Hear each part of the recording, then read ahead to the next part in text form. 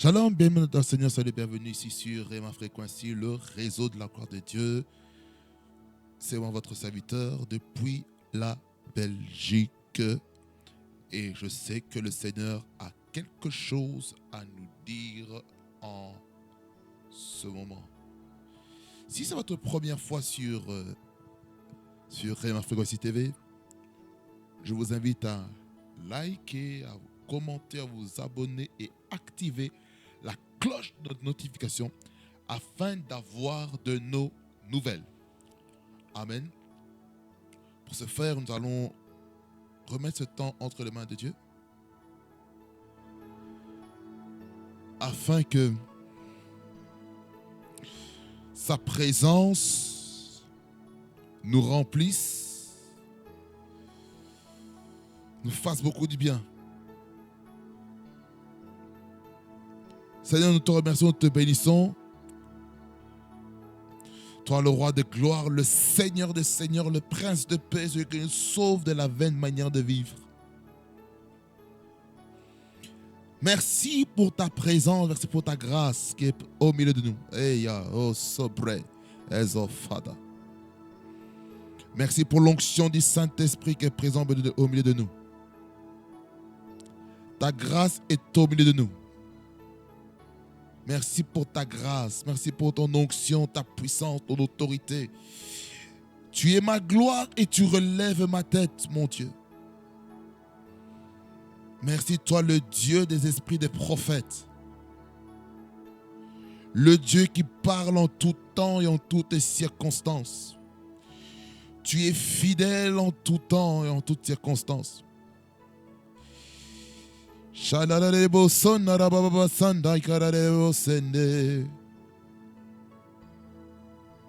Oh Lord, ikabede sogeresta ba tegesta. Emmanuel, une heure dans ta présence suffit pour changer une vie. Une verge dans ta présence fleurit, et Lord, car tu peux tout changer. Emmanuel, tu peux transformer.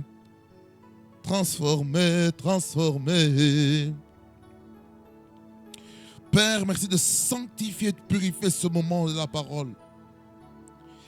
J'ai pris que ta grâce soit manifeste et que ton serviteur qui va apporter ta parole soit loin de l'onction du Saint-Esprit, afin que ta grâce, ta faveur soit sur lui, comme il compte sur toi, au nom de Jésus-Christ.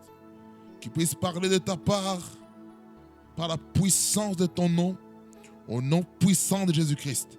Ta parole déclare que c'est poussé par l'Esprit de Dieu que les hommes ont parlé de ta part. Je prie que ton esprit me permette de prêcher, d'enseigner ta parole comme toi tu voudrais que je libère la parole au nom de Jésus-Christ. Louange, honneur et majesté reviennent toi le roi des gloires au nom de Jésus-Christ que j'ai ainsi prié. Amen, amen, amen, amen, amen. Alléluia, alléluia, alléluia à l'agneau de Dieu. Bien-aimés dans le Seigneur, nous sommes dans un temps très spécial dans lequel Dieu veut nous parler. Dieu veut nous parler. Dieu veut nous parler en ce moment au travers le texte de base. J'ai deux textes à lire, ce qui fait suite du thème que j'ai pu aborder sur l'enlèvement et ses réalités. La Bible dit dans 1 Thessaloniciens 4, verset 13 à 18, je répète encore la référence, pour ceux peut-être qui notent, 1 Thessaloniciens, chapitre 4, verset 13 à 18. Vous êtes là? Nous lisons la parole. Nous ne voulons pas, frères, que vous soyez dans l'ignorance au sujet de ceux qui sont décédés, afin que vous ne vous affligiez pas comme les autres qui n'ont point d'espérance. Car si nous croyons que Jésus est mort et qu'il est ressuscité, croyons aussi que Dieu ramènera par Jésus et avec lui ceux qui sont décédés. Voici en effet ce que nous vous déclarons d'après la parole du Seigneur. Nous les vivants, restés pour l'avènement du Seigneur, nous ne devancerons pas ceux qui sont décédés. Car le Seigneur lui-même a un signal donné à la voix d'un archange et au son de la trompette de Dieu, descendra du ciel et les morts en Christ ressusciteront premièrement. Ensuite, nous les vivants qui serons restés, nous serons tous ensemble et enlevés avec eux sur des nuées à la lumière, à la rencontre, du Seigneur dans les airs. Et ainsi, nous serons toujours avec le Seigneur. Consolez-vous donc les uns les autres par ces paroles. 1 Thessaloniciens 5, les 11 premiers versets. Pour ce qui est des temps et des moments, vous n'avez pas besoin, frères, qu'on vous en décrive. Car vous savez bien vous-même que le jour du Seigneur viendra comme un voleur dans la nuit. Quand les hommes diront paix et sûreté, alors une ruine soudaine les surprendra, comme les douleurs de l'enfantement surprennent la femme enceinte, et ils n'échapperont point. Mais vous, frères, vous n'êtes pas dans les ténèbres pour que ce jour vous surprenne comme un voleur. Vous êtes tous des enfants de la lumière et des enfants du jour. Nous ne sommes point de la nuit ni des ténèbres. Ne dormons donc point comme les autres, mais veillons et soyons sobres. Car ceux qui dorment, dorment la nuit, et ceux qui s'enivrent, s'enivrent la nuit. Mais nous qui sommes du jour, soyons sobres, ayant revêtu la cuirasse de la foi et de l'amour, et ayant pour casque l'espérance du salut. Car Dieu ne nous a pas destinés à la colère, mais à la possession du salut par notre Seigneur Jésus-Christ, qui est mort pour nous, afin que, soit que nous veillions, soit que nous dormions, nous vivions ensemble avec lui. C'est pourquoi exhortez-vous réciproquement et édifiez-vous les uns les autres, comme en réalité vous le faites. Amen. Acclamons le Seigneur sans le commentaire de qui que ce soit. Alléluia, alléluia, alléluia, bien-aimé. Je suis encore heureux de me trouver devant vous afin de partager la parole. Bien-aimé Seigneur, nous avons lu deux textes merveilleux, puissants, qui boostent notre foi. Vous savez, lorsque nous sommes en Christ, lorsqu'on nous parle de l'enlèvement, on est joyeux, on a une attente, on a une expectative de rencontrer notre époux. Vous voyez, dans Matthieu chapitre 25, dans la parabole des 10 vierges, cette parabole-là parlait aussi de l'enlèvement. Parce que il y avait deux catégories de vierges. Il y avait les vierges sages qui avaient assez d'huile pour alimenter la lampe. L'huile, c'est la présence de Dieu, c'est l'onction du Saint-Esprit qu'on a pu générer soi-même dans les moments d'intimité. Cette lampe, c'est le fait de dire que nous sommes la lumière du monde. N'est-ce pas? Les vierges folles, ils n'ont pas pris d'huile. Ils n'avaient que la lampe. En d'autres termes, ça veut dire que ce groupe de personnes n'avait aucune intimité avec Dieu. Aucune. C'est ça la leçon de cette parabole. Ensuite, il y avait cette annonce qui dit préparez-vous car l'époux est en train d'arriver. Je paraphrase un petit peu l'histoire. Ensuite, qu'est-ce qui se passe? Il y a un réveil à l'annonce de la venue de l'époux. Les vierges folles, malheureusement, ils n'avaient plus d'huile. Qu'est-ce qu'ils ont demandé? Ils ont demandé aux vierges sages de leur partager leur huile. Et qu'est-ce que ces vierges sages ont dit? Je paraphrase toujours.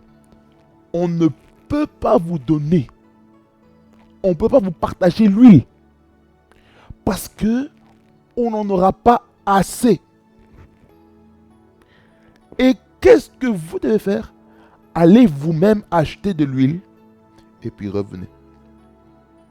Pendant que ces 5 vierges folles sont parties acheter de l'huile, l'époux est arrivé pour prendre les 5 vierges sages qui avaient la conscience de l'éternité, qui avaient la conscience, la concentration, la détermination sur le but de rencontrer l'époux, de rester à l'endroit avec l'huile dans laquelle elles ont été prévoyantes avant de venir.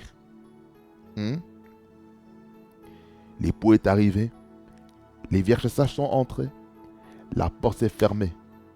Du moment que la porte s'est fermée, les vierges folles sont revenues. Coco, fais-nous rentrer. Non, je ne vous connais pas. C'est pour dire, hein, l'enlèvement, ça se prépare. C'est pas juste lorsqu'on prêche l'enlèvement qu'on va maintenant se préparer pour l'enlèvement. C'est chaque jour qu'on doit se préparer à l'enlèvement. Et si on ne se prépare pas chaque jour à rencontrer notre Sauveur, notre Libérateur, nous ne serons pas enlevés. En d'autres termes, l'enlèvement est pour toutes les personnes qui se sont préparées au jour le jour, chaque jour, par la grâce de Dieu. Mais il peut arriver que le diable nous attaque pour que nous ne puissions pas nous préparer correctement. Le diable peut créer des moments où nous n'arrivons pas à demeurer fermes et constants dans notre intimité personnelle avec Dieu. Comment bâtir l'intimité avec Dieu? Oui, il y a la prière. On prie, on libère nos fardeaux auprès de Dieu. Il y a la lecture, l'étude de la parole de Dieu et la méditation aussi, qui nous permet encore d'entretenir cette relation. Parce que lorsqu'on lit la parole de Dieu, on est capable de sonder la pensée de Dieu, la pensée prophétique qui se cache derrière les Écritures. La troisième chose dans laquelle on peut entretenir sa relation avec Dieu, c'est par des cantiques, des hymnes, des cantiques de louange, d'adoration, des cantiques spirituels. Avec cela, on se nourrit et ça fait en sorte que notre foi peut tenir. Vous voyez? Raison pour laquelle, chaque jour, préparons-nous. Amen. Nous avons parlé déjà dans ce thème-ci sur l'introduction. On a pu définir c'était quoi l'enlèvement. L'enlèvement de métathétis, du grec, qui veut dire le transfert d'un lieu vers un autre. Ça permet de comprendre, nous, les enfants de Dieu, que l'enlèvement, c'est notre transfert de la terre vers le ciel, afin de rencontrer notre époux, Jésus-Christ. Écoutez, Jésus-Christ nous a dotés. Est-ce que vous savez que Jésus-Christ nous a fiancés à la croix? Jésus-Christ s'est fiancé à nous, à la croix. Et pendant les fiançailles, qu'est-ce qui se passe? Pendant les fiançailles, on apprend à connaître son partenaire. On apprend à connaître un petit peu qu'est-ce que mon partenaire aime et qu'est-ce que mon partenaire n'aime pas. Ça veut dire maintenant, nous qui sommes chrétiens, nés de nouveau, nous ne sommes pas encore enlevés, nous sommes fiancés à Christ. Qu'est-ce que nous devons faire? Nous devons connaître ce que Jésus-Christ aime et ce que Jésus-Christ n'aime pas. Qu'est-ce que Jésus-Christ aime et qu'est-ce que Jésus-Christ n'aime pas, pour que je sois enlevé. C'est ça ce que nous devons comprendre. Amen.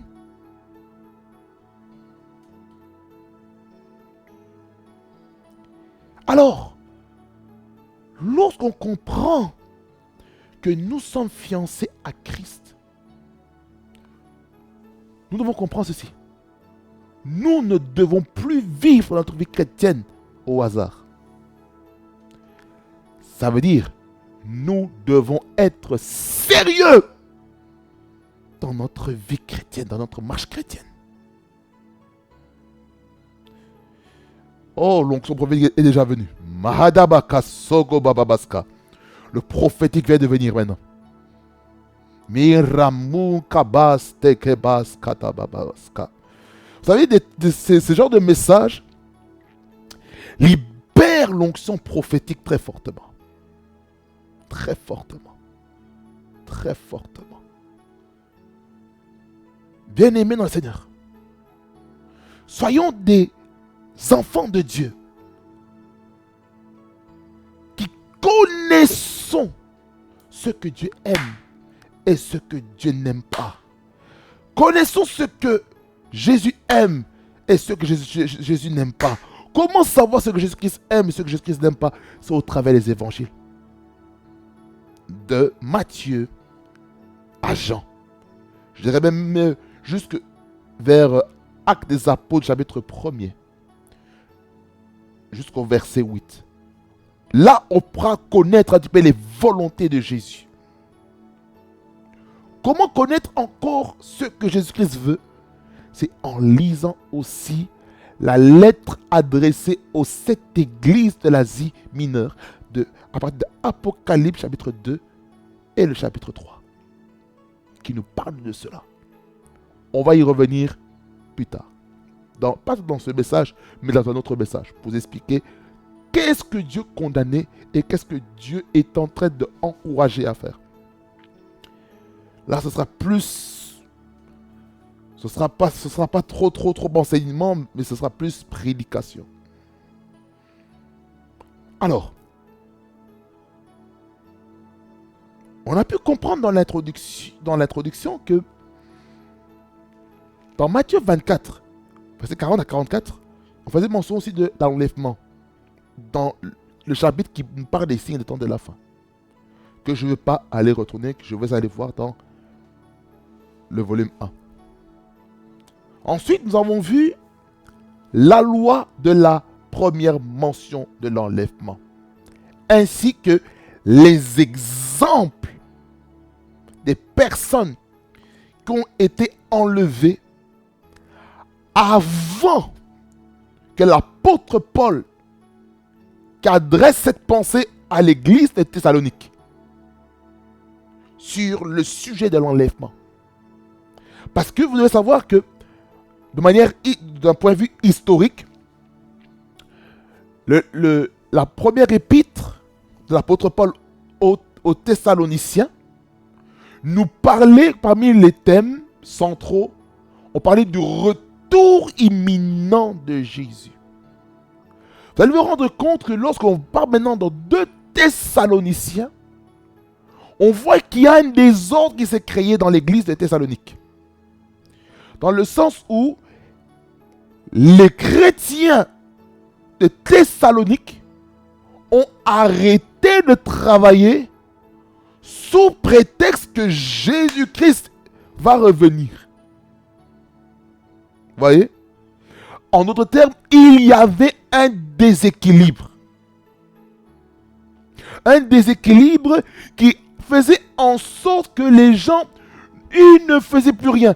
Ils étaient le ciel, Jésus revient, Maranatha, Maranatha, Maranatha. Ils ne font rien, ils n'impactent pas leur société, ils n'influencent pas positivement leur environnement.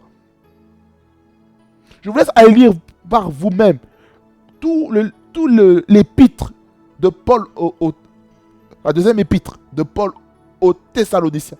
Je vous laisse aller lire par vous-même pour faire une bonne étude systématique de la parole. Alors,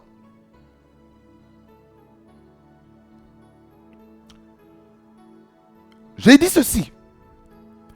Dans les exemples des personnes qui ont été enlevées, il y en avait 3. La première personne, c'était Enoch, dans laquelle il a vécu 300 ans. Il a marché avec Dieu plutôt pendant 300 ans, à partir de l'âge de 65 ans, lorsqu'il a donné naissance à Métouchela. En sachant que Enoch est le fils de Jared. Vous voyez? Et le fait qu'il a marché 300 ans avec Dieu pour une durée de vie de 365 jours, il a été enlevé. Il a été enlevé, il n'a pas connu la mort. Et je suis en train d'expliquer que Enoch était aussi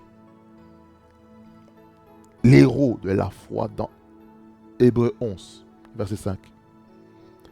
La seconde fois qu'on parle de l'enlèvement, c'est l'histoire avec Élie et Élisée, dans laquelle on voit comment Élie a été enlevé par les chars de feu et des chevaux de feu.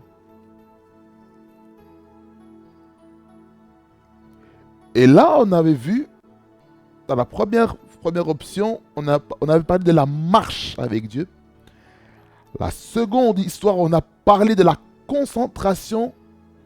On a parlé de bannir la distraction pour nous empêcher de vivre l'événement qui s'appelle l'enlèvement. Et troisièmement, on a vu notre Sauveur Jésus-Christ dans Acte 1er du verset 7 au verset 11. Mais le socle se trouve du verset 9 au verset 11. Parce que c'est au verset 11 qu'on voit la mention d'enlever de Jésus. Et c'est là où est-ce que, dans ce texte,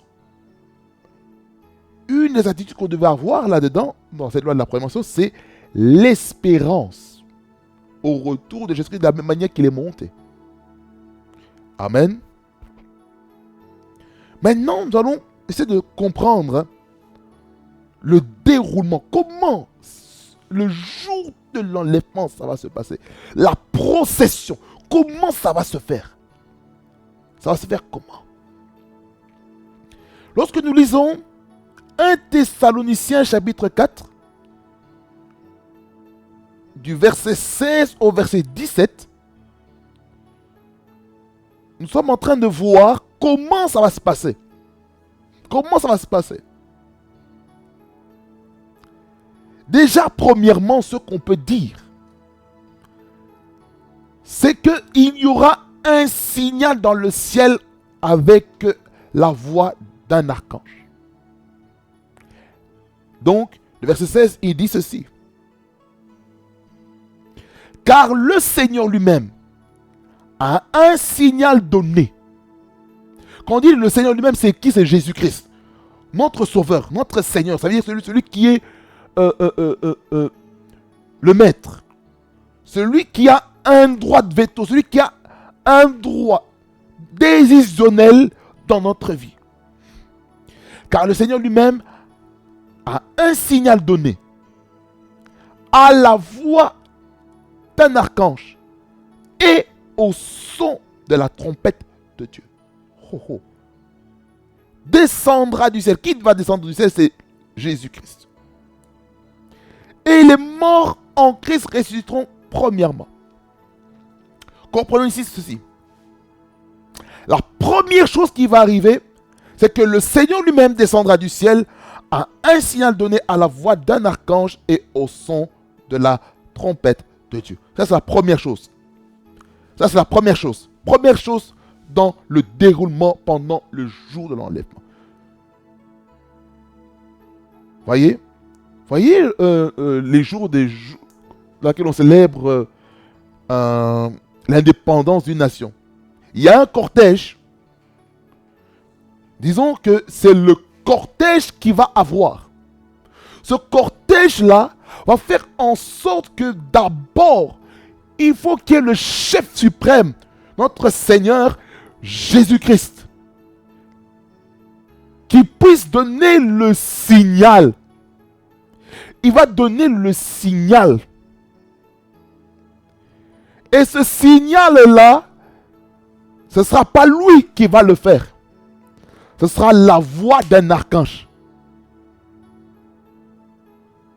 Donc les anges vont annoncer des choses dans le monde. Du nord au sud, de l'ouest à l'est du globe. C'est ce qui va arriver.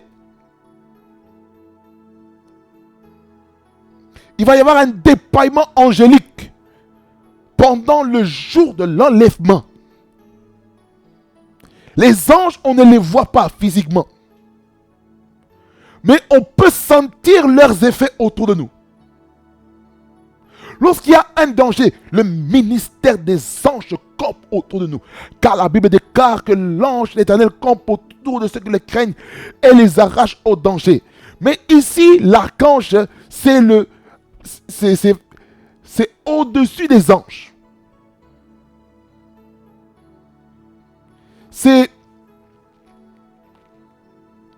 L'archange est inférieur aux séraphins. Les séraphins sont au top. Au top.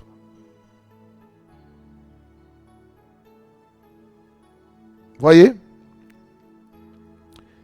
Donc, le signal, c'est le Seigneur Jésus-Christ qui donne le signal.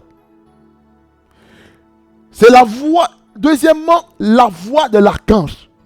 Ça veut dire qu'on va attendre la voix des anges.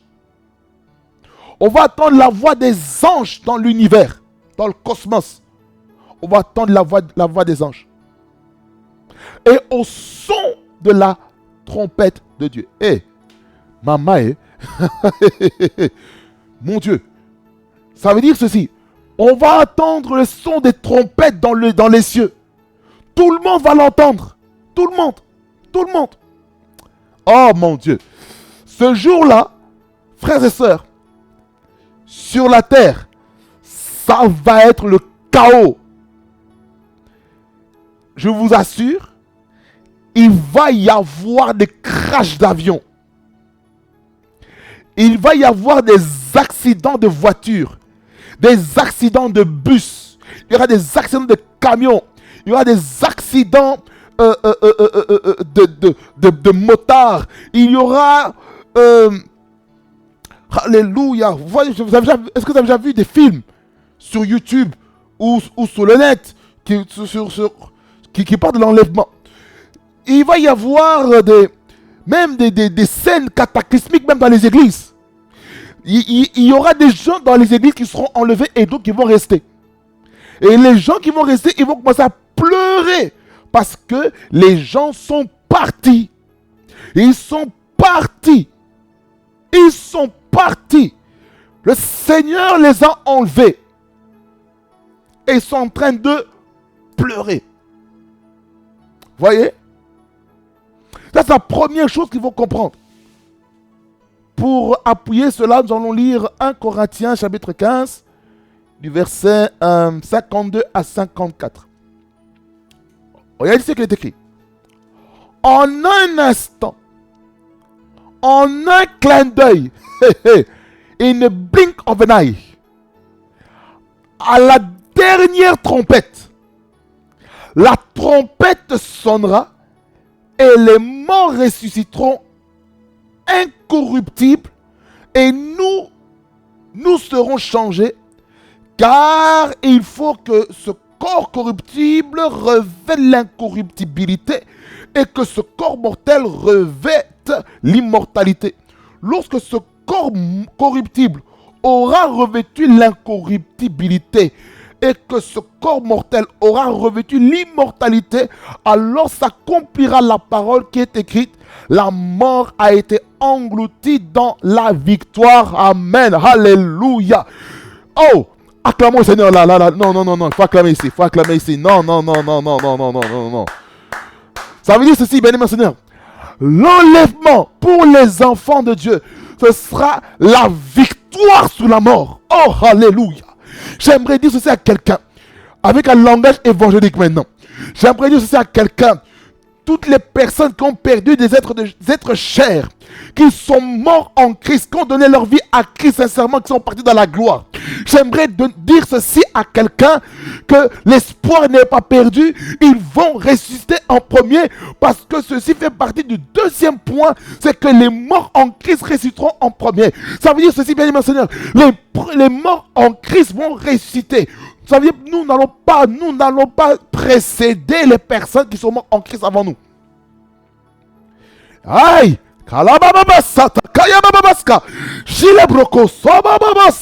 J'aimerais dire ceci. Oh, j'aimerais dire ceci à quelqu'un.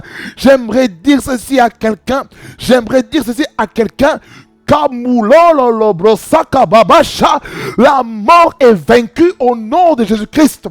L'esprit de mort qui empêche les enfants de Dieu de croire à la résurrection, oh ma santa, est brisé au nom de Jésus-Christ. Oh, aïe, kabakos. Lisons encore la suite. Je sens l'onction. Oh mort, verset 55. Oh mort, où est ta victoire? Oh mort, où est ton aiguillon? L'aiguillon de la mort, c'est le péché. Et la puissance du péché, c'est la loi. Mais grâce soit rendue à Dieu qui nous donne la victoire par notre Seigneur Jésus-Christ.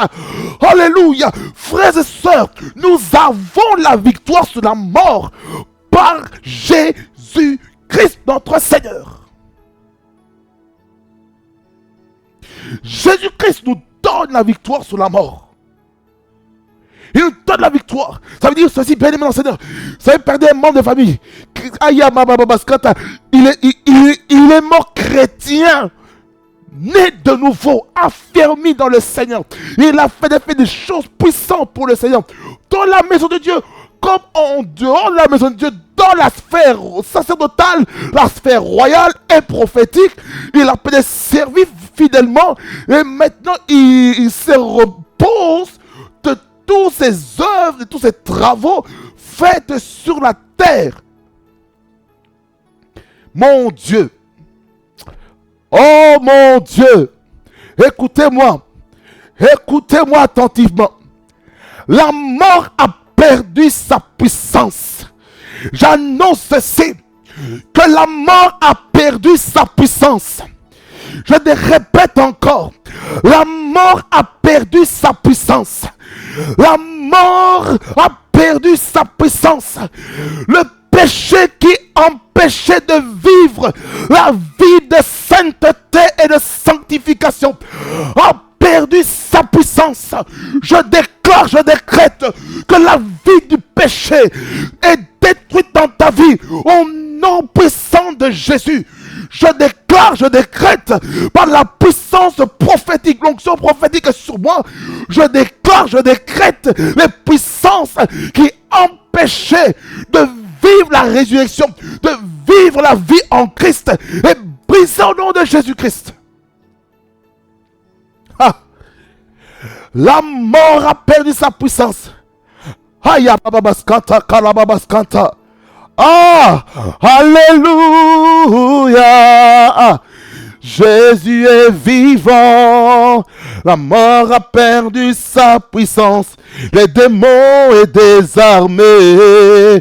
Jésus-Christ a gagné, il est vivant, il est vivant, il est alpha et oméga, le premier, le dernier. Aïe, aïe, aïe, aïe, aïe. Shayararaka satakaya baba. Ribo sete kerebros ane. Rebo shikrataba. Il est vivant. Il est vivant. Il est vivant, il est vivant. Jésus-Christ est vivant. Jésus-Christ est vivant. Oh, alléluia. L'aiguillon de la mort n'a pas de pouvoir sur ta vie. Au nom de Jésus-Christ. Oh, t'as perdu un membre de famille. Il a servi Dieu fidèlement. J'aimerais dire ceci à quelqu'un. Ne te tracasse pas. Ne te tracasse pas. Ne te tracasse pas. Le jour de l'enlèvement, il se réveillera avant toi. Il sera enlevé avant toi. Ayabasata, écoutez-moi, j'aimerais dire ceci à quelqu'un, que les morts en chrétiens qui sont dans les cimetières, leur esprit se trouve au paradis, se trouve au ciel, mais le jour de l'enlèvement, leur corps qui étaient dans les tombeaux vont reprendre vie. Ça veut dire même dans les cimetières, il va y avoir une activité terrible. Il y aura des pierres tombales qui vont se briser parce que la mort sera brisée, n'aura plus de pouvoir parce que les tombeaux, les cimetières vont ramener les gens à la vie qui sont en Jésus-Christ.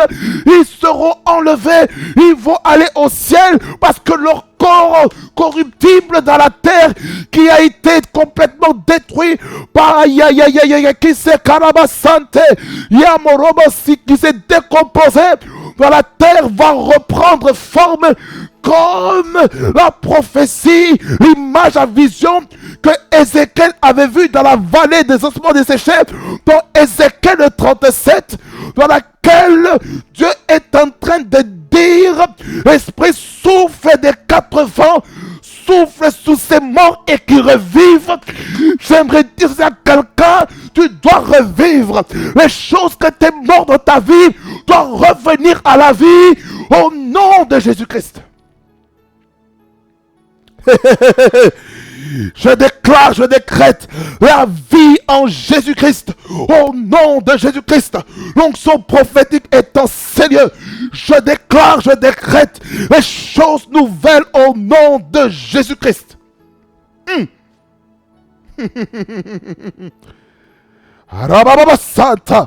Daniel 12, ça y est. Je sens une forte onction. Daniel 12, 1er à 3. Hey, Yamalamaso, Abababaska, Robobobobosote, Karababaska. La Bible dit ceci, écoutez-moi. Il y a une forte onction ici, très fort, c'est très fort. Je sens l'onction de Dieu dans mes mains. En ce temps-là, se lèvera Michael. C'est un ange guerrier celui-là. Oh, comment ça?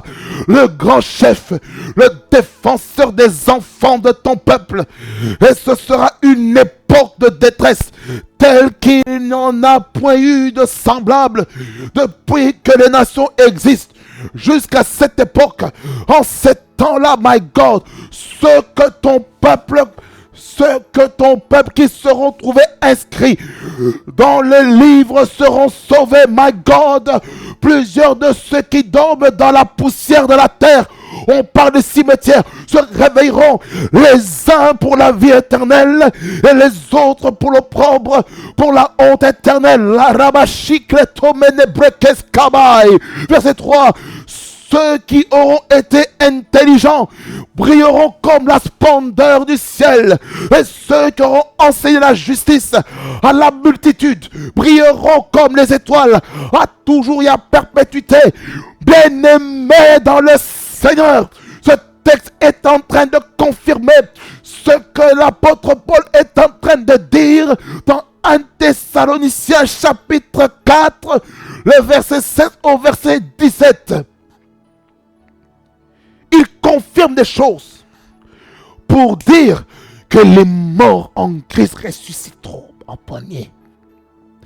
Mais il y a d'autres qui seront envoyés dans le lieu de tourment, là où est-ce dans les temps de feu, là où est-ce qu'il y a des grincements des dents.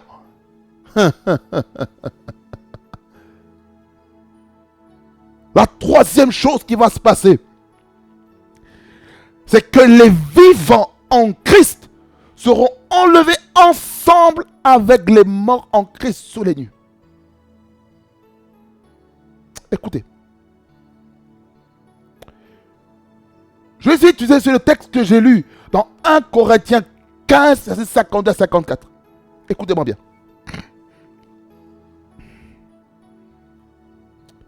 Vous savez,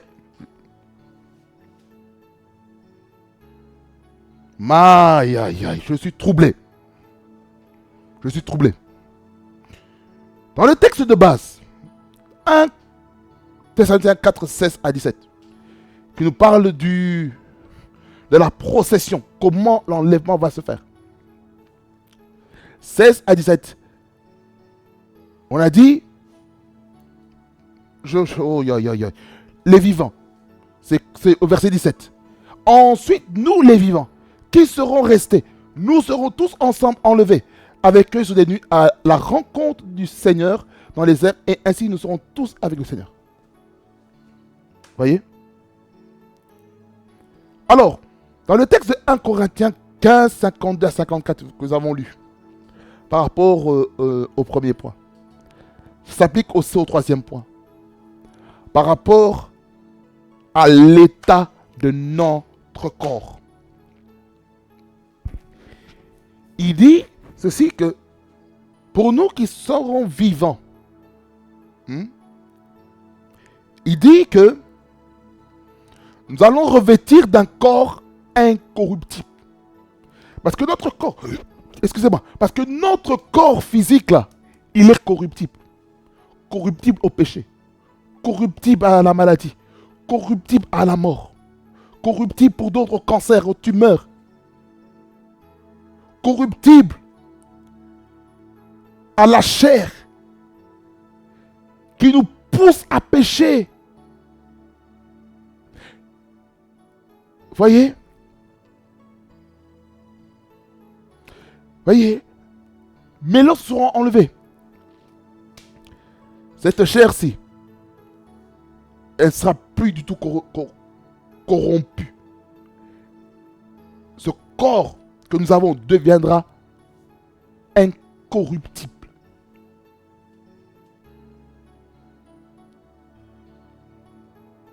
Parce que la corruption se trouve dans la loi. Mais l'incorruptibilité se trouve dans la grâce. En Jésus. Amen. C'est ça ce que nous devons comprendre. Et souvent on se pose la question, mais quand est-ce que l'enlèvement aura lieu? Ça aura lieu quand? C'est pour ça que lorsque nous lisons 1 Thessaloniciens chapitre 5, verset 1er jusqu'au verset 7, on nous montre un petit peu le décor. Ce sera un moment très imprévisible. Aucun homme ne peut prévoir ça. On se prépare, oui. On se prépare pour l'enlèvement.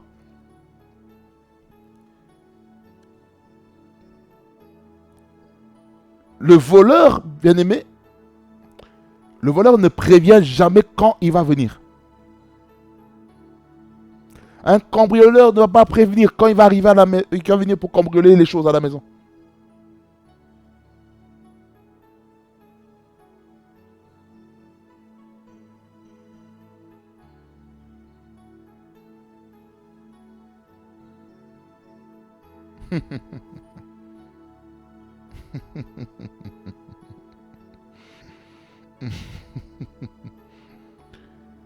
Ah. C'est pourquoi nous devons être prudents. Nous devons être prudents. Nous devons être prudents. Prudents. C'est pour cela que nous devons demeurer dans la lumière. Lorsqu'on est dans la lumière, on saura discerner le temps et les saisons. Quand Jésus-Christ va revenir. Nous saurons quand l'enlèvement aura lieu. Si maintenant, nous demeurons dans la lumière. La Bible dit ceci au verset 5. Je vais plutôt aller au verset 4. Et le verset 5. Regardez ce qui est écrit. Mais vous, frères, vous n'êtes pas dans les ténèbres. Les ténèbres, c'est la confusion. Tu ne vois rien.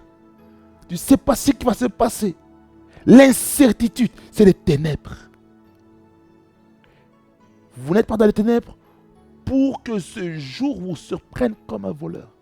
Le voleur vient plus lorsqu'il fait sombre. Quelqu'un dit amen? Verset 5, qu'est-ce qu'il dit? Vous êtes tous des enfants de lumière. Pourquoi? Parce que nous sommes la lumière du monde. Et des enfants du jour. Le jour, qu'est-ce qu'il y a de particulier pendant la journée? Il y a la lumière, on voit tout. L'ombre, on peut voir. On peut voir les personnes telles qu'elles sont. Mais la nuit, ce sont des moments où on ne peut même pas se promener seul.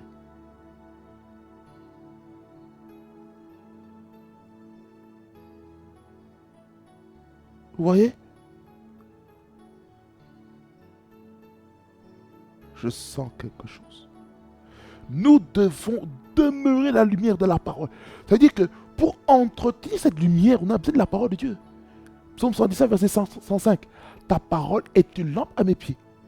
Elle est une lumière sur mon sentier. Ça veut dire que nous devons demeurer dans la parole là. C'est la parole de Dieu qui va nous éclairer. Afin de savoir quand est-ce que Jésus-Christ va revenir. Il y a les signes qui nous montrent que Jésus-Christ va revenir. Matthieu 24. Dans Marc, on nous parle du retour de Jésus. Dans Luc, on parle du retour de Jésus-Christ. Dans les évangiles synoptiques. Que veut dire évangile synoptique? J'ouvre la parenthèse et puis je vais la refermer. L'évangile synoptique sont des évangiles dans lesquels une même idée est dite. Comme Matthieu, Marc, Luc. Vous allez vous rendre compte que il y a pas mal de textes, on va dire à 75 ou à 80%, il y a des similitudes, il y a des points en commun, peut-être que c'est peut-être dit d'une autre manière. Dans Luc, il va peut-être ajouter autre chose qu'il n'y a pas dans Matthieu ou dans Marc. Vous voyez? C'est ça l'évangile synoptique. Je ferme.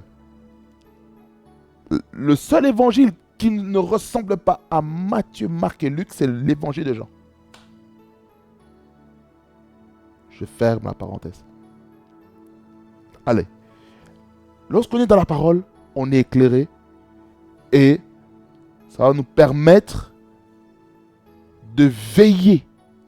Quand on dit veiller, c'est faire attention au danger. Veiller fait mention aussi de l'intercession. Prier. Veiller de prière. On prie pour avoir la directive de notre vie. Verset 6, il dit ceci. Ne dormons pas, ne dormons donc point comme les autres. Mais veillons et soyons sobres. Ça veut dire qu'on parle de la sobriété.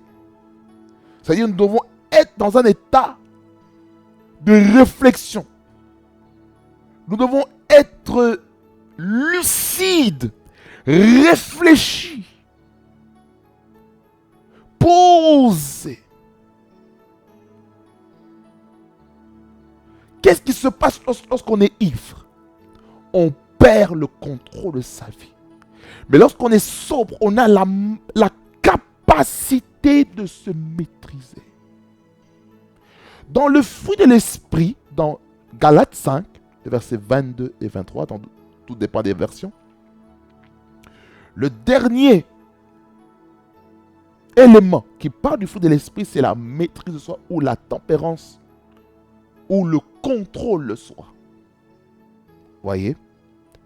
Ce contrôle de soi ou sa maîtrise de soi nous permet d'être sobre. Voyez? Pourquoi l'apôtre Paul dit à l'église de Thessalonique, et qui est aussi bien sûr applicable à nous en ce temps dans lequel nous sommes, car ceux qui dorment, dorment la nuit. Bien sûr, la nuit on dort. Et ceux qui s'enivrent la nuit. La preuve, ceux qui vont dans des boîtes de nuit, des clubs,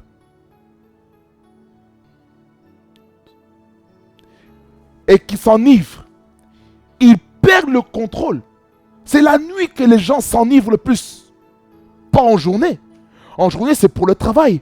La nuit, les gens sont tellement distraits qu'ils sont prêts à s'enivrer, à perdre le pédale, à perdre sa maîtrise. Il y a des gens qui se trouvent à l'hôpital et il y a d'autres qui sont drogués, piqués par des choses bizarres qui perturbent l'état de santé de la personne. Pourquoi? Parce que les boîtes de nuit n'est pas un milieu où les enfants de Dieu doivent aller. Et là, je tire la sonnette d'alarme à toute la jeunesse chrétienne qui aime aller dans des boîtes de nuit et qui en font cela un style de vie. Sortez de là immédiatement.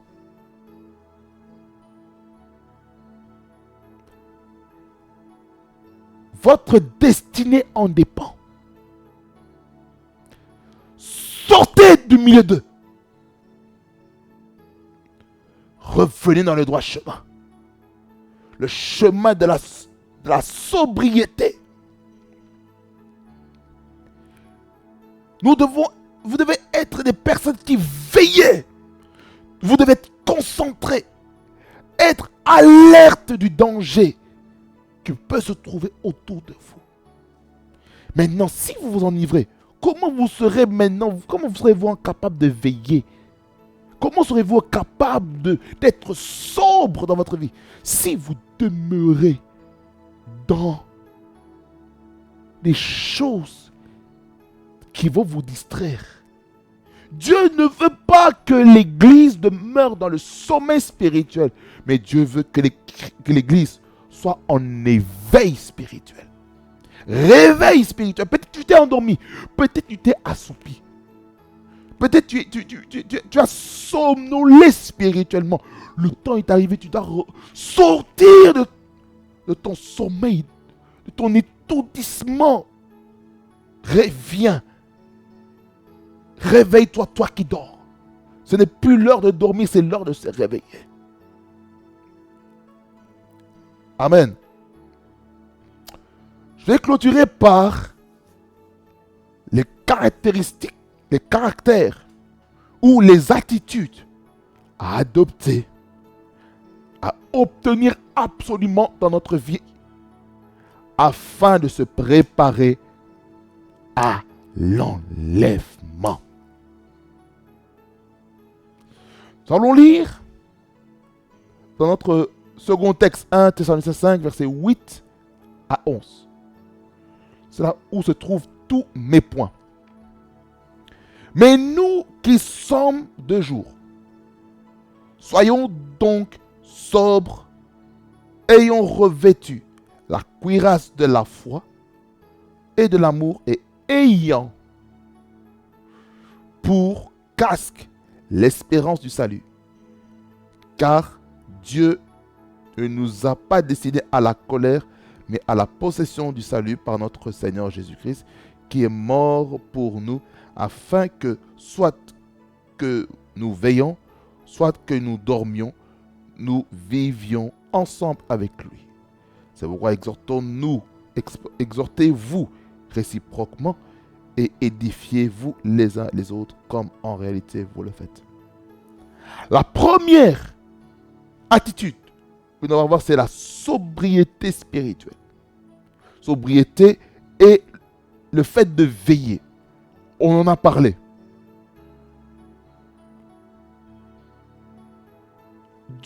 Oh, Marababa. Qui est Nerebos.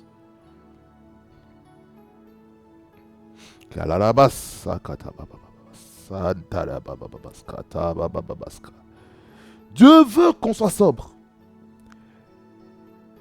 Car le diable rôde autour de nous. Et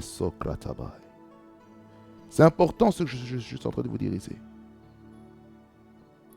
C'est important, c'est important. Nous devons être sobres, frères et sœurs. Nous devons être sobres. Nous n'avons pas le choix. Si nous ne sommes pas sobres, frères et sœurs, nous n'irons pas loin. Nous n'irons pas loin. C'est pourquoi nous devons être vigilants du danger. Quand on conduit la voiture, bien aimé Seigneur, il arrive qu'il y a des dangers qui viennent en dernière minute. Là maintenant, ça demande qu'on soit vigilant, qu'on puisse faire maintenant la conduite défensive. Et c'est ce que Dieu veut pour nous. Qu'on puisse avoir une conduite défensive. Une conduite défensive dans notre marche. C'est ça ce que nous devons comprendre. 1 Pierre 5, le verset 8. Pour parler de la sobriété spirituelle. Soyez sobres, veillez. Votre adversaire, le diable, rôde comme un lion rugissant, qui, cherchant qui il dévorera. Qu'est-ce qu'on doit faire pendant qu'on est sobre? Verset 9. Résistez-lui avec une foi ferme, sachant que les mêmes souffrances sont imposées à vos frères dans le monde. La sobriété. La sobriété. La sobriété. Dieu veut qu'on soit sobre. Quelqu'un dit amen. Soyons sobres spirituellement. Deuxièmement, c'est se revêtir de la cuirasse de la foi et de l'amour. Oh. Ici, qu'est-ce que les Écritures veulent nous dire dans 1 Thessaloniciens chapitre 5. 5 verset 8.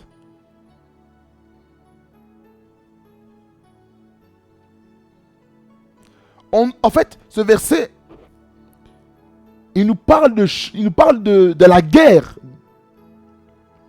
Il nous fait comprendre il y a une guerre spirituelle. Comme il est écrit dans Ephésiens 6, à partir du verset 10, qu'on dit qu'on doit se revêtir de toute l'armure spirituelle. Et puis, les choses commencent à se détailler après du verset 14 jusqu'au verset 17. Que je vais vous laisser aller lire. Parmi ces équipements qu'on doit se revêtir, c'est la cuirasse de la justice. Et c'est avoir le bouclier de la foi afin d'éteindre tous les traits enflammés du malin. Quand on parle de l'amour ici, on sommes en train de parler maintenant du fruit de l'esprit. Ça veut dire ceci. Premièrement, être sobre, veiller, être vigilant du danger. Deuxièmement, nous devons nous revêtir de l'armure spirituelle pour combattre spirituellement par rapport aux choses, aux tendances qui vont nous empêcher de se préparer à l'enlèvement. Troisièmement, c'est que nous devons travailler notre caractère en Christ. Selon Galates chapitre 5, versets 22 et 23. Selon les versions.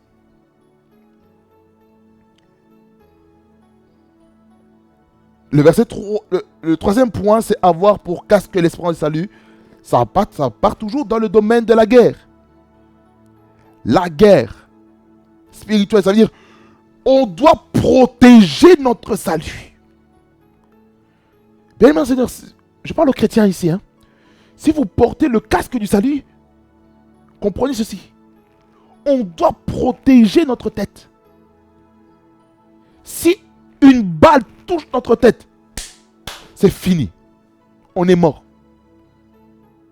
Et surtout si c'est un AK-47 ou si c'est un sniper qui tire. Hey, fiou, ça part. À des kilomètres/heure. Donc c'est plus rapide qu'une voiture sur l'autoroute. C'est plus rapide. C'est plus rapide que le véhicule qui conduit sur l'autoroute de l'Allemagne. Autobahn. C'est différent. Ça peut aller à plus de 300, 400 km/h pour toucher la cible. Fiou. Voyez? Protégeons notre salut. Et ne nous laissons pas déstabiliser par ce qui se passe sur Internet. Là, je parle au corps de Christ. Ne soyons pas conduits par des vignettes, des miniatures qui ont pour but, même les titres des vidéos, que ce soit Facebook, YouTube, Instagram, TikTok, Snapchat, peu importe le canal, écoutez-moi bien attentivement. Ne soyez pas conduits par les titres qui peuvent vous prédisposer à mal parler les gens et critiquer surtout les vrais serviteurs de Dieu. On doit faire attention. Faisons attention aux messages qui sont véhiculés sur le net. Amen. Faisons attention. Faisons très attention. Faisons très attention. Très attention. Protégeons notre salut. Protégeons nos têtes. À la tête, il y a quoi? Il y a les yeux. C'est-à-dire, nous devons faire attention à ce que nous regardons. Nous devons faire attention à ce que nous écoutons. Nous devons faire attention à ce que nous disons. Nous devons faire attention à ce que nous pensons. Car la bataille de la vie, la bataille de la destinée se trouve là, dans les tibias. Ça, c'est l'expression congolaise. Ça veut dire que c'est dans la tête, c'est dans les cerveaux. C'est là où est-ce que le diable nous bombarde des paroles négatives. C'est là où est-ce que le diable sème le doute, l'incrédulité. C'est là. Vous voyez ici le cerveau, le côté gauche du cerveau, la logique, l'analyse, ici, le côté gauche. Or, le Seigneur veut qu'on cultive plus le côté droit, la foi, l'espérance, la prise de risque. Ici, la créativité, c'est ici. L'innovation, c'est ici. Les bonnes idées, c'est ici. C'est là. Mais le diable, il veut qu'on reste ici, le côté gauche. Or, Dieu nous a donné la partie droite pour que nous puissions créer des choses, réfléchir sur comment nous devons vivre notre vie. Quelqu'un dit Amen. Alors, on a déjà dit quatrièmement, mais j'ai ajouté le cinquième mot, c'est quoi? C'est l'exhortation réciproque. Je vais rassembler le cinquième. C'est l'exhortation et l'édification réciproque. C'est comment on le fait? C'est par les cultes. Je vais aller dans deux dimensions maintenant. Dans les cultes. C'est par le culte en famille et c'est par le culte à l'église dans le temple. Il y a des gens qui ne peuvent pas aller au temple parce qu'ils sont malades. Leur corps ne leur permet pas. Première explication. Deuxième explication. Peut-être ils se connectent en ligne parce que ces personnes sont connectées spirituellement à une église qui n'est pas dans leur pays. Ça, c'est une autre chose. Ceci n'est pas mauvais.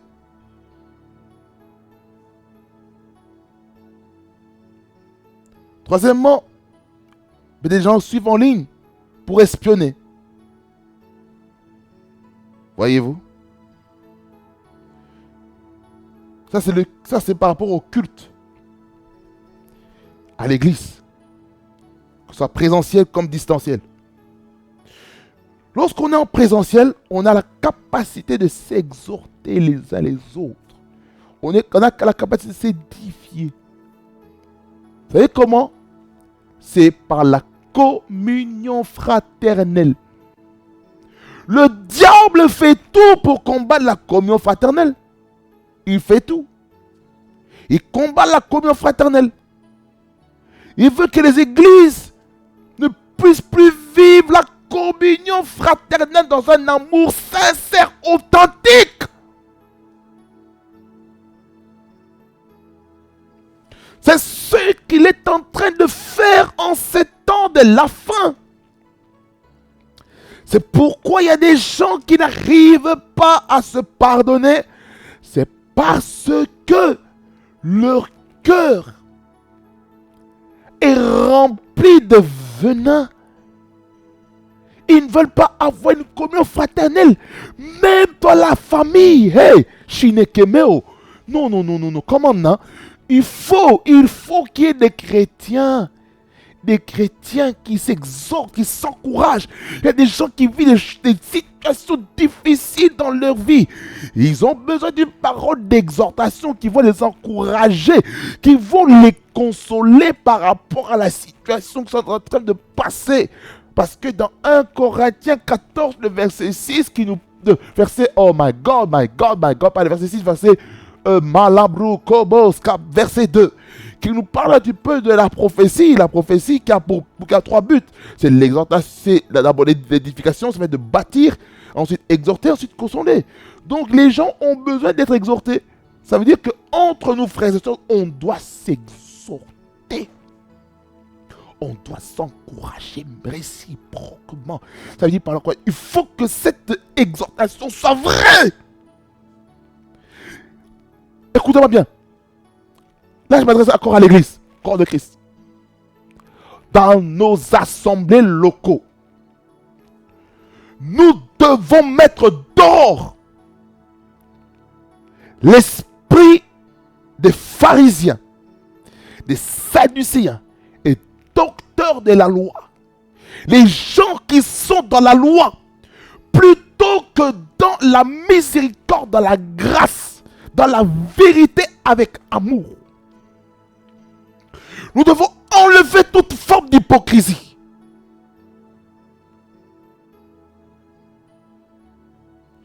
Nous devons enlever le faux semblant dans l'église. Rakus Sanamai. On doit enlever tout ça. Du dirigeant de l'église jusqu'aux membres. Tout le monde. Nous devons enlever l'hypocrisie de nos églises. C'est l'hypocrisie dans l'église qui retarde les bénédictions dans l'église locale, étant famille spirituelle locale. On se pose la question, mais pourquoi les choses ne vont pas vite? À cause des cœurs. Lorsque maintenant on parle que l'église a besoin, que l'église puisse contribuer libéralement pour un besoin spécifique de l'église. Maintenant, on murmure dans son cœur. Les murmures dans nos cœurs sont les raisons pour lesquelles Dieu ne bénit pas certaines églises. À cause de ces personnes, la vie spirituelle de l'église est bloquée.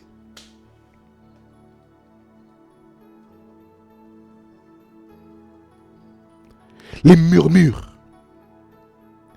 Les murmures. Savez-vous que les murmures face à une autorité spirituelle fait que les oiseaux du ciel prennent le murmure que vous manifestez vis-à-vis d'un homme de Dieu, que ce soit votre père spirituel ou une autorité spirituelle de laquelle vous dépendez, il le prend, il le dépose dans le cœur de celui vers qui vous avez murmuré. Vous allez remarquer une chose. Le jour où vous allez essayer de dire bonjour à l'autorité spirituelle de laquelle vous avez murmuré, vous allez remarquer qu'il y a un blocage. Vous allez remarquer que l'autorité spirituelle ne vous sourit pas. Il est en colère. Pourquoi? Les oiseaux du ciel ont pris les murmures, les mauvaises paroles prononcées vis-à-vis de serviteurs de Dieu. Il a déposé dans son cœur. C'est pourquoi il y a des problèmes. Vous voyez? L'édification, on doit se bâtir mutuellement. Le fer aiguise le fer. On doit s'aiguiser.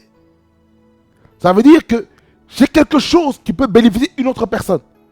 Et il y a une autre personne qui peut m'aiguiser par rapport à mes manquements quelque part. C'est pourquoi dans l'église, on ne doit pas être indépendant, mais on doit être interdépendant. Dans ta singularité, dans ta particularité, tu dois être capable de dire, sans cette personne, ça n'ira pas. Vous voyez? L'interdépendance. L'interdépendance est capitale dans notre vie. Soyons interdépendants les uns des autres. Lorsqu'on est interdépendants dans l'église, sans pourtant avoir un esprit de compétition, j'aimerais vous dire ceci. L'atmosphère de nos églises va totalement changer. Je vous dis la vérité. Je vous dis la vérité.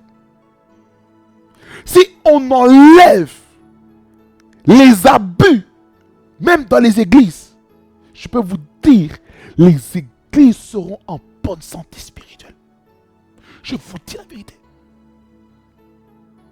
Si on enlève l'escroquerie, si on enlève la mauvaise gestion financière de l'église, je peux vous dire ceci.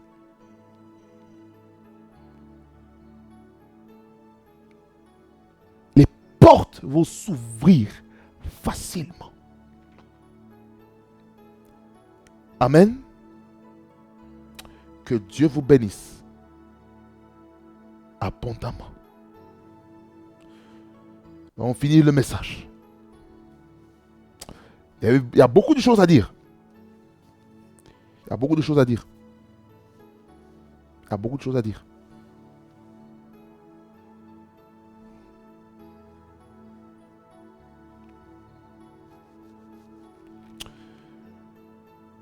Toutes ces choses, je vais vous citer là qu'on doit enlever. Ce sera les raisons pour lesquelles certaines personnes vont rater l'enlèvement.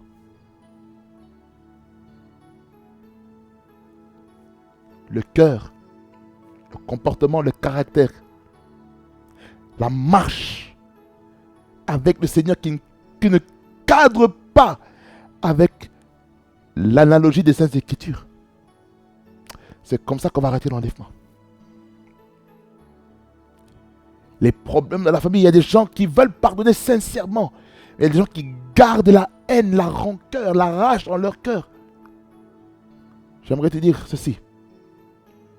Si tu es dans ce cas, mon frère, ma soeur, tu vas rater l'enlèvement.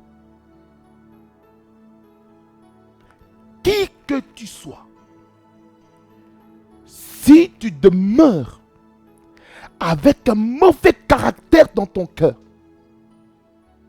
si tu demeures avec un mauvais caractère dans ton cœur, tu ne seras pas enlevé. Je peux te le garantir. Là, je parle comme prophète. Tu ne pourras pas être enlevé. Ça, c'est une certitude.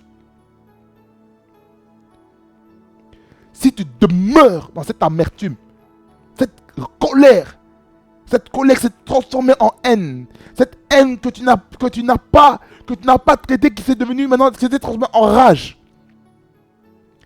J'aimerais te dire, toi mon frère, ma soeur, tu as besoin d'une délivrance.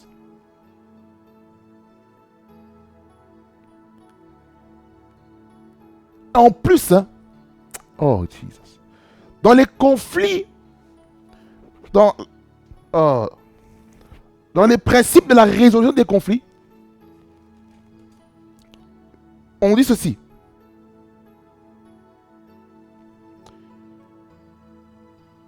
Il faut d'abord régler, premièrement, en 1 à 1, en privé. Si ça ne marche, si vous arrivez à réussir, la Bible dit que tu as gagné ton frère. Mais si ça ne marche pas, deuxième recours, je dirais même, la première étape, c'est un individu. Deuxième étape, là maintenant tu prends 2-3 personnes qui sont neutres à vous deux. Vous présentez la situation. Et puis, il faudra maintenant écouter ces 2 ou 3 personnes qui vont essayer de régler, être des conciliateurs par rapport à ça. Et si, à ce niveau-là, ça ne marche pas, allez voir l'autorité de l'Église. L'autorité de l'Église va faire savoir ça à l'Église. Et si ça ne marche toujours pas, la Bible dit, et elle est très claire, cette personne-là doit être considérée comme un publicain. En d'autres termes, cette personne-là qui refuse de changer, qui refuse de pardonner, qui refuse d'abandonner la colère, la haine, la rancœur dans son cœur, il est considéré comme un païen. Il est considéré comme quelqu'un qui n'a jamais connu Jésus-Christ dans sa vie. Cette personne-là doit retourner aux affermissements. On doit le réenseigner. Les principes élémentaires de la vie chrétienne.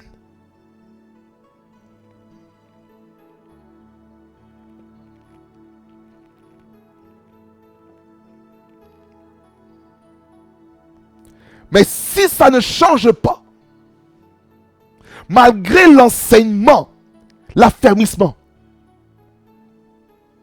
Il y a un moment, excusez-moi de dire comme ça, il faut excommunier certaines personnes des églises locales. Des personnes qui sont des troubles faits. Il faut que les églises locales commencent à excommunier les gens des églises.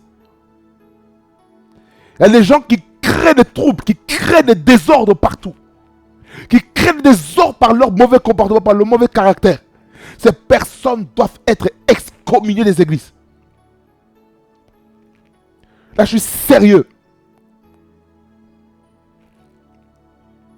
Tant qu'on n'est pas dehors celui qui crée la discorde, qui crée des divisions, qui crée des problèmes, qui crée des frictions dans l'église, malgré la prière, ça ne marchera pas. Cette personne doit quitter l'église. Je vous dis la vérité. Qui que tu sois, peu importe l'église dans laquelle tu appartiens, et tu crées des soucis, tu crées des désordres, tu refuses de pardonner, tu refuses de te repentir, tu refuses d'obéir à l'autorité spirituelle qui est établie sur ta tête, tu refuses de mettre en pratique la parole de Dieu qui te dit de pardonner à ton prochain.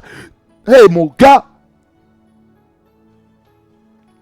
pourquoi tu viens à l'église?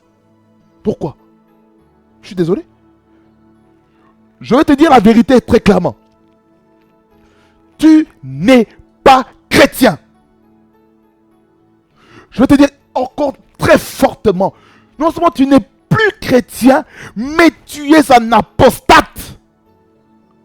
Tu es en train de vivre l'apostasie de ta foi. Tu es en train de renier ta foi. Et tu viens à l'église. C'est pas normal. Non, non, non, non, non, non, non, non, non, non, non, non, non. Non, non, non, non, non. Tu vas rater l'enlèvement. Tu vas rater l'enlèvement. À cause de ton mauvais cœur. À cause de ton mauvais caractère. Tu vas rater l'enlèvement, mon frère. Tu vas rater l'enlèvement, ma soeur. Réponds-toi sincèrement. Répands-toi, de peur que la colère de Dieu descende sur toi.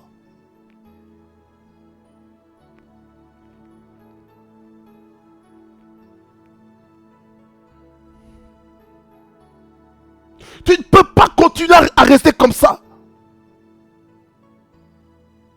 Tu ne peux pas continuer à vivre ta vie chrétienne comme ça. Non. Comment, hein? Comment? Ce n'est pas possible. Comment un chrétien peut vivre une vie comme ça?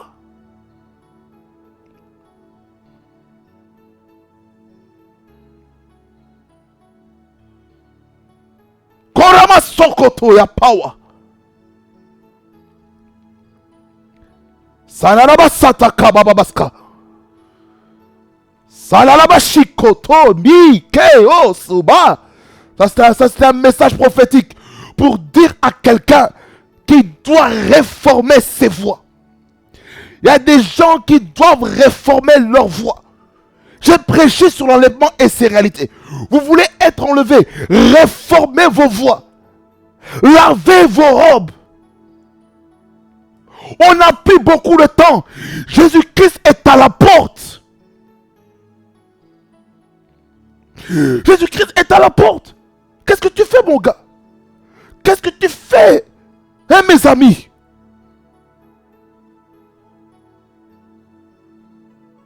Le temps est arrivé de sortir de ce coma spirituel. Il y a des gens qui sont dans le coma spirituel depuis longtemps, mais ils viennent quand même à l'église. Non, non, non, non. L'église n'est pas un centre où on doit accepter les personnes qui sont dans le coma pendant longtemps. Non, non, non, non, non, non, non, non, non, non, non, non. On doit les faire sortir de ces gens qui sont morts spirituellement et qui viennent à l'église. Le problème, c'est quoi? Ces personnes viennent à l'église avec un esprit religieux. Vous êtes comme des juifs. Vous êtes comme des pharisiens, des sadducéens, qui viennent à l'église avec une apparence de piété, mais à l'intérieur d'eux, ils sont des tombeaux blancs, des tombeaux blanchis. Oh non, non, non, non, non, come on. Wake up, my friends. Come on. Come on. Let's pray. Let's pray together. I'm angry. J'ai une saine colère. Il faut que je me calme. Kalamasokloto, kabababaskata, koroboboska. Jila la braska. Presege bababaskata. La blisto gede, kabababaskata, karababakata. Seigneur Jésus, merci pour ta parole qui est la vérité. Et merci pour le message prophétique que tu as déposé dans mon cœur par rapport au corps de Christ. Pour un changement. Merci pour la sonnette d'alarme. Merci Seigneur Jésus-Christ pour la sonnette d'alarme. Merci pour la trompette qui est en train de retentir au travers de cette chaîne YouTube afin de réveiller les consciences. Merci Seigneur Jésus-Christ de nous préparer à l'enlèvement pleinement en renonçant les choses qui empêchent que l'enlèvement soit palpable, soit effectif dans notre vie au nom de Jésus-Christ. Seigneur, aide-nous. Aide-nous à vivre la vie chrétienne digne de ton nom.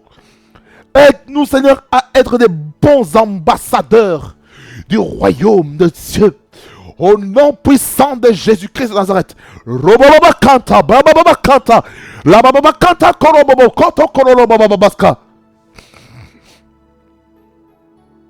Seigneur, merci. Merci Jésus-Christ pour la repentance sincère des gens. Au nom de Jésus. Au nom de Jésus-Christ. Que j'ai ainsi prié. Vous avez écouté ce message. Et vous vous rendez compte que vous allez à l'église pas parce que vous aimez Christ, mais vous allez à l'église avec un esprit religieux. Vous vous rendez compte que votre vie spirituelle est morte. Si c'est votre cas, je vais prier pour vous. Mettez votre main droite dans votre cœur. Laissez-moi prier pour vous. Je mets ma main sur mon cœur. Père Dieu Tout-Puissant, je prie pour ton peuple qui me suit en ligne. Seigneur, tu vois, Seigneur, ces chrétiens, ces enfants de Dieu qui sont venus dans ta maison, qui se sont rendus compte qu'ils venaient dans ta maison avec un esprit religieux. Plutôt que d'avoir une relation sérieuse avec toi, ils ont manifesté l'esprit de la religiosité. Mon Père, je t'en supplie. Aide ton peuple. Aide ton peuple. Je sens une forte onction. Aide ton peuple. Aide ton peuple à renoncer à l'esprit de la religion, mais qu'ils puissent demeurer dans la relation avec toi. Qu'ils expérimentent ta présence au jour le jour. Qu'ils puissent sentir que tu es là avec eux. Qu'ils sachent que tu es là avec eux. Au nom de Jésus-Christ. Seigneur, merci parce que tu es le restaurateur de l'intimité avec toi. Seigneur, merci Seigneur de faire des choses nouvelles dans leur vie. Aide-les Seigneur à vivre une vie nouvelle en Christ. Au nom de Jésus. Là parce que le diable a attaqué afin qu'ils ne puissent pas vivre une vie chrétienne authentique. Que les puissants des ténèbres tombent au nom puissant de Jésus-Christ. Je proclame la libération de ces personnes qui vivent une vie religieuse plutôt qu'une vie de relation avec toi. Au nom puissant de Jésus-Christ. Louange, honneur et majesté revient à toi, le roi des gloires. Au nom de Jésus-Christ. Je prie encore pour que tu places la conscience et l'urgence du retour du Seigneur Jésus-Christ dans leur vie et qu'ils mettent leur vie en ordre devant toi au nom puissant de Jésus-Christ. Louange, honneur et majesté te reviennent au nom de Jésus. Amen, amen, amen, amen. Que le Seigneur vous bénisse abondamment, fasse beaucoup du bien. Aïe. Ce message-ci, par rapport au premier volume, celui-ci est hautement prophétique. Il est hautement prophétique, frères et sœurs.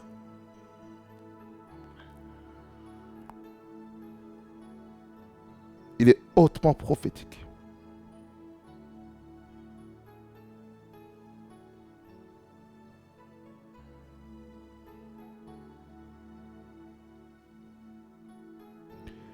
Il y a une telle présence de Dieu en ces lieux. Il y a une telle présence de Dieu en ces lieux. Mais que Dieu vous bénisse. On se voit au prochain numéro. Soyez bénis. Au nom de Jésus-Christ de Nazareth, on est ensemble.